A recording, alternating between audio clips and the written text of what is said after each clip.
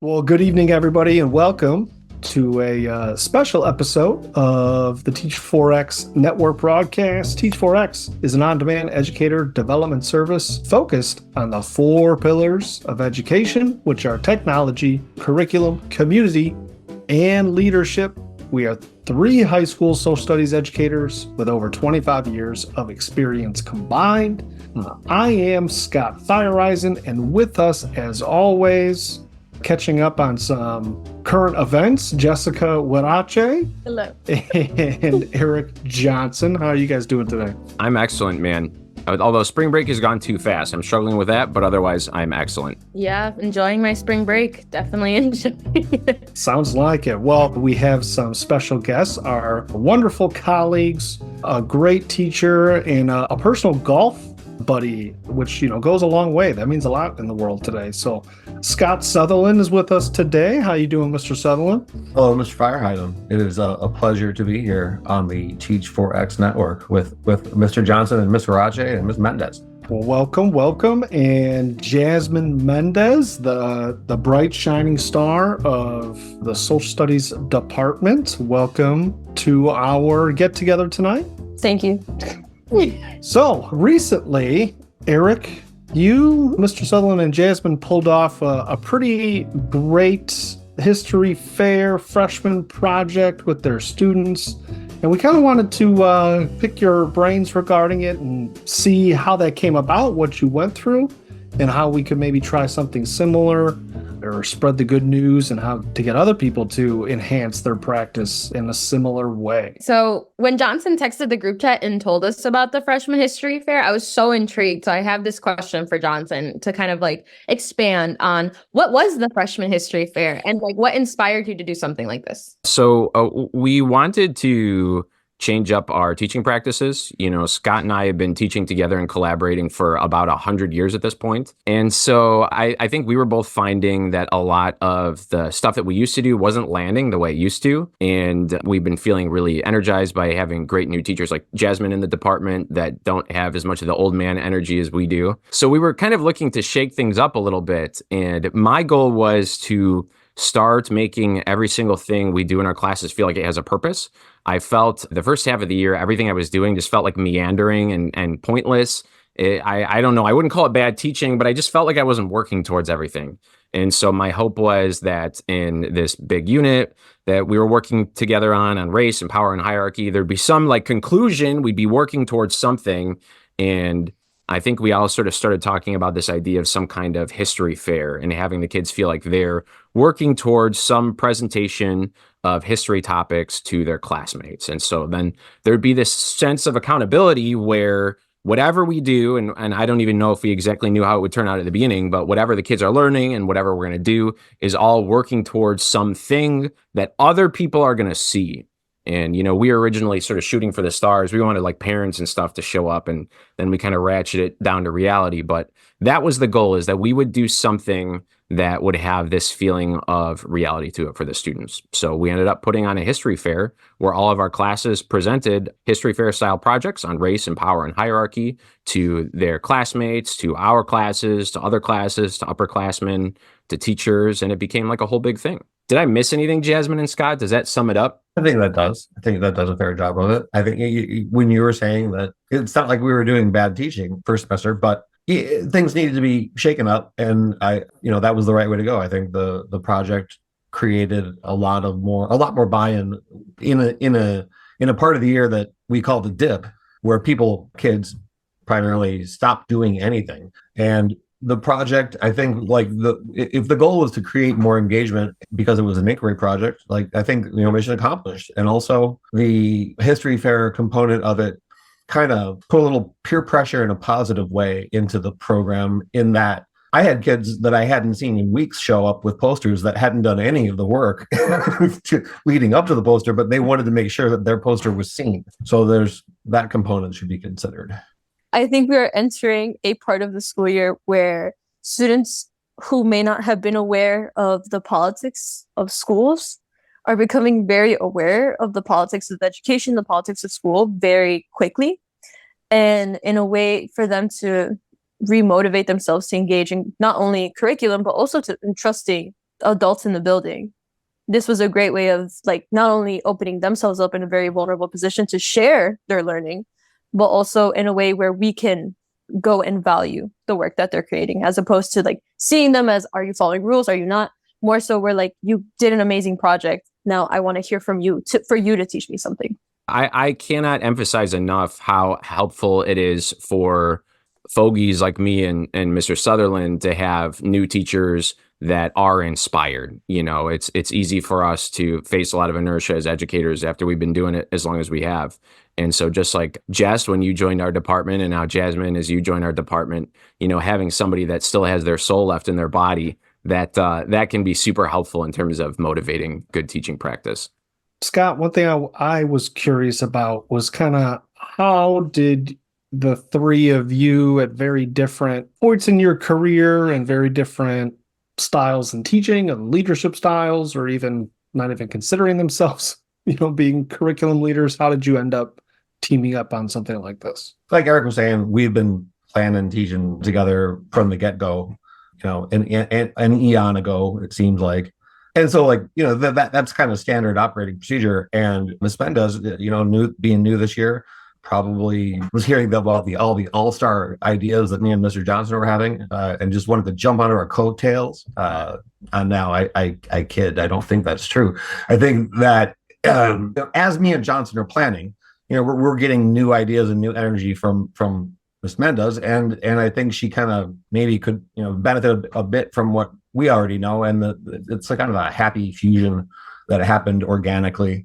Wasn't really a thing that we were planning on, and you know, when the idea came up, I think we just all kind of went with it, and also realizing that it would be a good thing to shake things up in the classrooms. I agree. I mean, I think there's something really important to finding a little group of teachers, especially within larger teams like the teams at our school, that you can work closely together with. And I think, you know, just like Fire, you and I used to plan together and like, you know, sort of try to set some curricular agenda where it's just 2 people or just 3 people. I think you can really get a lot done with that small group. Yeah, Johnson, how long did it take you and the team to prep this before you even rolled it out into your classrooms? I think we came in hot. I don't know. We spent a lot of time fantasizing about it and sort of talking about it in broad strokes. And then it was suddenly time to do it. And I think we sort of jotted down a very rough outline, scope and sequence, I think in one of our course team meetings.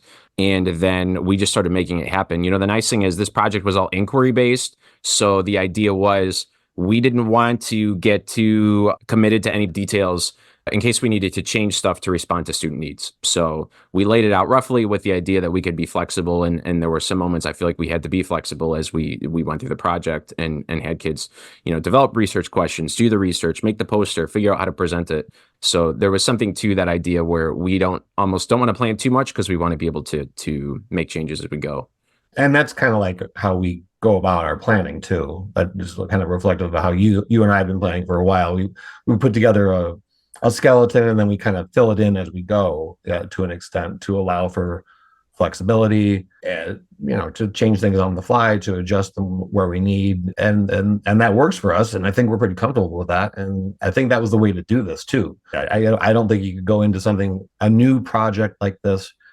Obviously, and it's the first time we did it, we're not going to have all the parts in place. So I think that style of doing it was the right way to go. Yeah, me and Scott are the king of figuring out a week or 2 worth of curriculum in 10 minutes before our first class. And then again, Jasmine swooped in this time around and was like, hey, listen, like I made this cool Canva poster to send to parents explaining the project. And we're going to like help, you know, explain to parents why we're doing the project, what the project is. So when we ask for the posters, when we ask kids to buy posters, the families know what the purpose of this is.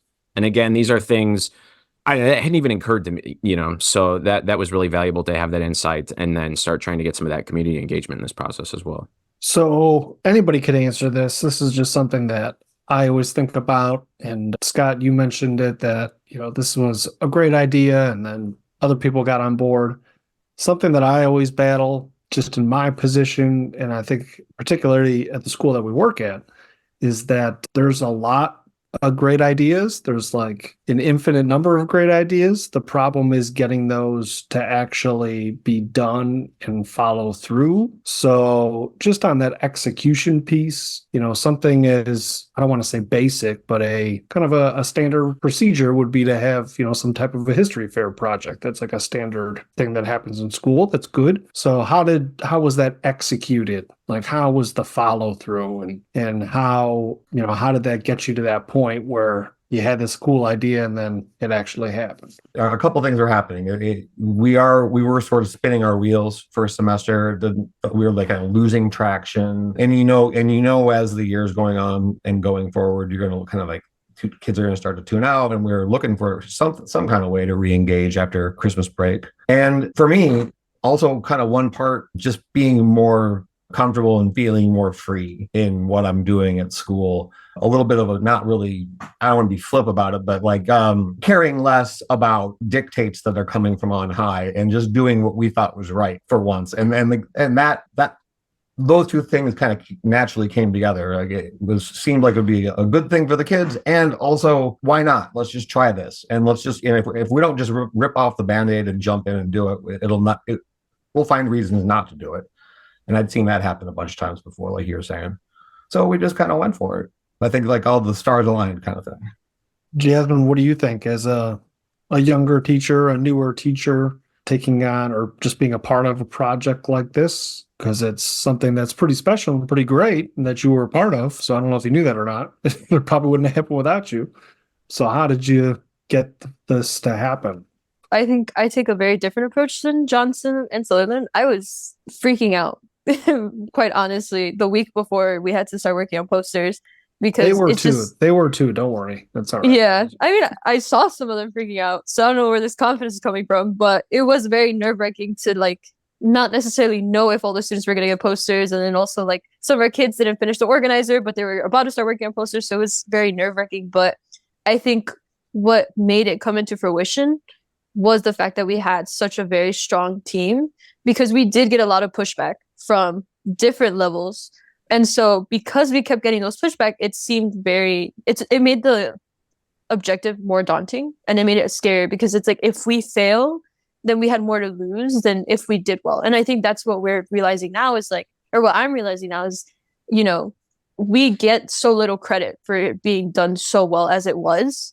But had we gone wrong or had it gone worse, we wouldn't have stopped hearing about it. And so part of this is like, we have such a strong team that we were able to rely back on each other when something was going awry, or when certain teachers backed out, or when our original plan wasn't able to go like fully through. Like, we were able to sit with each other and just be like, you know what, no matter what, we do have each other for support. We have our classes and our students who can observe each other if no one else wants to observe us. And so like, I feel like the team itself was what kind of was my anchor to prevent me from being like, you know what, this is just a first year teacher thing. I'm just, talking my stuff. Let me not do this project and do what everyone else is doing. So I am very grateful for my team. And if it wasn't for my team, I wouldn't have even tried to do this. So yeah. I'm gonna start crying, man. I don't know. I think we should mention that like that maybe not the entire team is here. Glausio had a lot to say and do with the beginning of the project. He kind of fell off with it towards the end, but I think he'd be into it next year. And also we got an assist on the QFT from a colleague of ours in the department. I would say our colleagues definitely stepped up to support us. Everybody was, as we were struggling, I was feeling like a community theater director getting nervous, and it's like days until showtime. And so I was, especially like the posters and having the posters done, that was my greatest fear. I was so scared we were going to invite all these people over and the kids were going to have nothing prepared. And like kids will do, I think they kind of pulled it together at the last second. I think none of us were confident that it was going to come off as well as it did at the last second. So one thing I'm hearing that I've been feeling and reminding myself in these difficult times is the power of keeping your eye on the ball. You really have to remember what you're doing and why you're doing it, and that you have to believe that it's worth it and know that it's worth it, because even something as like a history fair, all of a sudden, did you fill out the right form? did you reserve the space? What about this? Did you think about this? And it's like, let's stay focused on what we're going to do this thing, and it's going to be good, and it'll be better next year. Yeah. Though while you guys were all talking, the one word that kept popping into my head was trust. This idea of trust in your students, trusting that they will pull it together at the last minute, which I have had that kind of happened to me as well, where I've kind of feared like, oh, they're not going to be able to do this. And then at the last minute, you have enough trust in them that you're like, well, whatever, it's not that serious. We're going to do it. We're going to figure it out. We're going to see what they produce, right? And also, I think what I heard a lot from what you all were saying is just trusting yourself as an educator, right? And it's something that, because we have so many people day in and day out questioning our educator moves, questioning our experience, questioning what we think is correct or the correct way of teaching, sometimes we lose that trust within ourselves. But then things like this history fair, the things that were produced, the conversations that you heard your kids, it's like building the trust back in with yourself, because I know I feel that sometimes too. I'm like, am I really that good at this? I don't know. But then this happens and it's like, oh, yeah, I'm kind of good at this. I should trust myself more often, And I think that's something that should be highlighted with this history fair, is this idea that you have given your students this trusting hand. Like, I expect this of you and I'm going to trust that you'll do it, but also trusting yourself and saying, I think this is correct and this is what I want to do and this is how it's going to happen. And I think that that's something that we're losing a lot in education. So when you were telling us about this, Johnson, I was like, oh my God, this is so cute. This is so great. Because it is. Yeah, it came out cute. And I used fear as well. I told my students, I said, do not embarrass me. You are representing me in my teaching. Do not embarrass me. So love it. Mexican mom techniques. Yes. I can't use that. That's I think I would get fired. Yeah, I also trademarked it already, so you can't legally use it either. So just throw it out there. So one of the things, so I've never done a history fair, but I was really into inquiry when I was working at the department. One of my big push as like the course team lead was to kind of like start doing inquiry stuff. And that's something that I had developed. But one of the things that I found most difficult when I was doing inquiry, that I kind of want to know what your experience has been with this history fair, is how did you guide like students' questioning techniques through this project? Because the climate's different. And a lot of the times what we see, what I've seen, even within myself, like the rise of social media, like ChatGPT, which is a question I have for later. But with all of these things, I think we're losing students' questioning abilities. So I kind of was curious as to what you guys did with that. Like, how did you guide students into making their big history fair questions? And how did you teach them what an open-ended question is? And how do you make it historically relevant and all that jazz? What y'all do? I mean, we had a great organizer. I personally will admit to towards the end, just telling kids their questions. We got them pretty far. We set up the tee for the T-ball. And then towards the end, as we were getting down the wire, some kids I feel like did a good job coming up with questions. And then other kids, I was just like, okay, your question now is, could universal basic income work in the United States? You're researching it. Go. I don't know if Jasmine and Scott, you did the same thing, but towards the end there, I did end up kind of just giving kids some questions. Yeah, I did that a bit. Yeah, you had to an extent. But they don't know, in some cases, just enough about things to even know what to ask. And that's, I think, about like the open and closed questions part too. That was the cool thing about getting an assist with the QFT. If I could throw in some more acronyms, that'd be great. I need a decoder ring with all the teacher acronyms, but that was a pretty good jumping off point, the QFT, and something that I'm looking forward to doing more of in the future. Yeah, I did several rounds, and I mean several rounds with QFT, of just like giving them images, giving them quotes, giving them sentences and situations, and they just had to like routinely do QFT. And so the final round of QFT, they had to QFT quotes from Power, Race, and Hierarchy that Johnson had shared with me. And then once we had that, I was like, okay, remember, because they scaffolded it so that we had a soapbox speech project before we had the actual inquiry project, because I wanted to understand, everyone around me is telling me that there's something that I am missing that will be the reason that my students are going to fail. And so how can I stop that? By doing a scaffold project where I can see what those gaps are that I, as a first year teacher, am not looking at. And so I did that project. And when I did that project, I was like, okay, you now have this QFT questions based off of these 3 terms. Now what I'm going to have you do is take your soapbox speech topic and just insert it into one of these questions, whichever one you feel most passionate about. And for the most part, it worked. where a lot of my students were able to just insert their topic into the QFT questions. But for the students that struggled more, which was more likely my shelter classes, I was just like, okay, you have this topic. What are you trying to do about it? And then they would tell me, and I'm like, okay, what question do you need to ask to understand how you can get there? And then that would be their question. And so it's finding different strategies to their understanding to help them formulate that question. I think that also, just real quickly, that the unit itself was like a really good, I don't know, fodder. It was the good unit to do something like this in.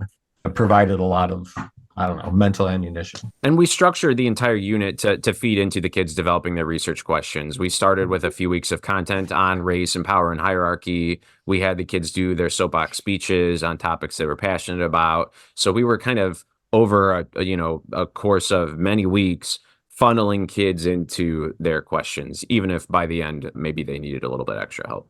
How long, Jasmine, did it actually take for students to prepare their actual projects, like making the thing? So the filling out and doing the research, because we did the soapbox speeches, they were in a very strong place to then leap into the project itself. So the filling out of the document and the finding the sources, the OPCVLing the sources, and then answering the evidence-based question only took them like maybe a week. My students that needed additional help, maybe a week and a half. And then for the rest of those students, I think it took them maybe, some kids did it overnight and they ended up really well. But for the most part, a week to do the posters. So I would say maybe a total of the actual project would be like 2 weeks, but with the additional scaffold, it was like 3 or 4. So it was a rather long unit. I think the whole thing was like 10 weeks in total, like basically a quarter. Yeah. It was. But, first time through, it's going to happen. That is true. We can tighten it up next year. Yeah. Yeah. And I mean, there were a lot of kids that I think got a lot out of the project as well. So it was worth all that time. It was cool to see pride too. Just a little pride in the work there. It was like, oh, that's refreshing. Brought it out of them. That's kind of cool. So, Jasmine, bilingual queen, from one queen to another. How did your class of Spanish speakers handle this? Because I did something similar with my Spanish speakers. I did like a baby inquiry project with them last year, and it turned out really well. So I'm really excited to see what your experience was with the Spanish speakers. Yeah, I mean, I think the only thing was like, where did they find the articles? And they were choosing such complex topics that I didn't even think about.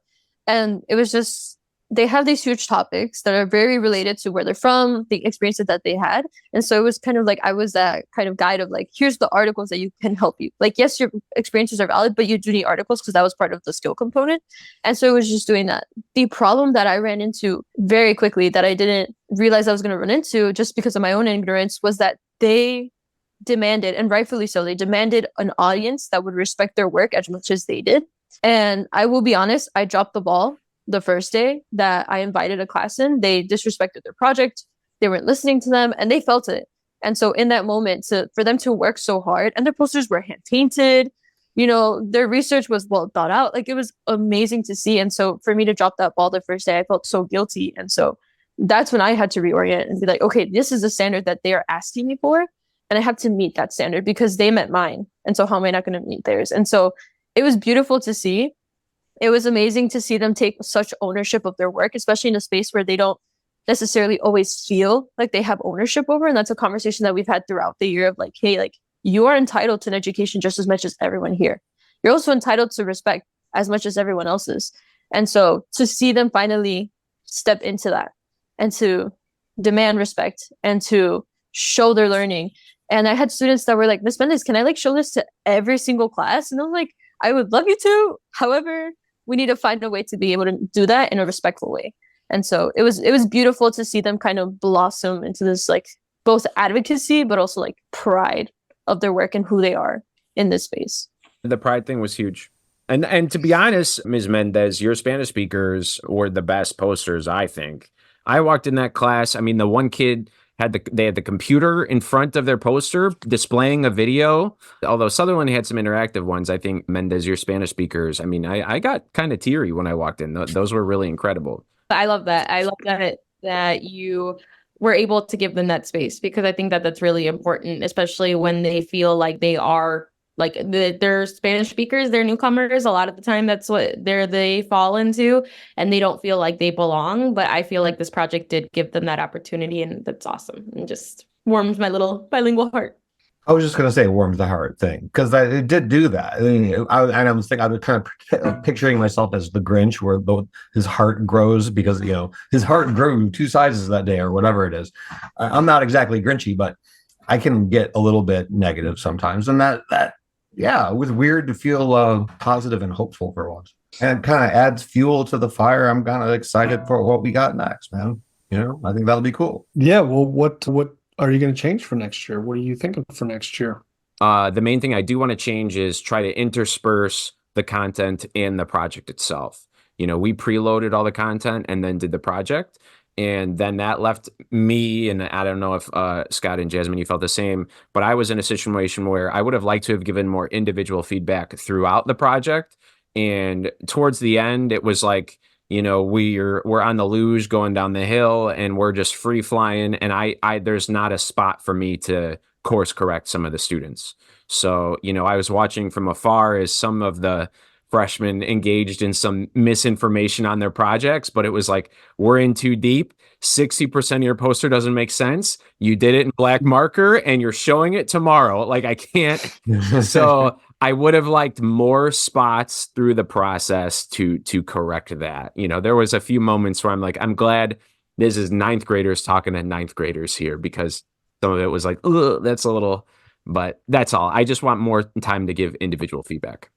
What do you think, Jasmine? Yeah, I'm saying next year, Jasmine. I'm already roping you in. You're already in for next year.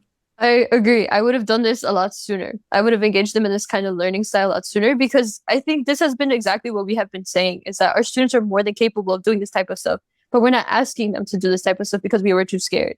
And so I think doing it sooner kind of helps us create those scaffolds that are necessary to make this a lot smoother of a process. And I also say, like, the results of the OPCVLs are like, the math itself is mathing, and that our students, or my students at least, their OPCVL scores skyrocketed, as opposed to like where we were last quarter, where I was like frantically like trying to reteach as much as possible. And so I think we found a way to streamline the skills that can happen a lot sooner to help our students out, as opposed to kind of, beating a dead horse in that we're teaching skills in a way that isn't very intuitive to who they are or how they learn.